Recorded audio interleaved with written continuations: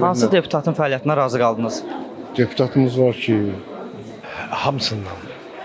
Hamısından. Demin məsləhəti seçilib. Heç birindən. Mən o aləmdən uzağam. Qaldı ki, deputatdan hamısına razı. Deputat tanıyıram ki. Hansı deputat deyirsən? Yani, onlar Milli Məclisdəki deputatlar. Mən razı deyirəm. Razı deyilsiniz. Yox. Mən Fazıl Mustafaoğlu ilə. Fazıl Mustafaoğlu ilə. Onunla razı qaldım. Yəni özüm də müharibə qazisiyəm. Valla mən elə şeylə maraqlanmam, bilmirəm onlarda. Tanıyırsınız deputatları? Yox. Hamısını.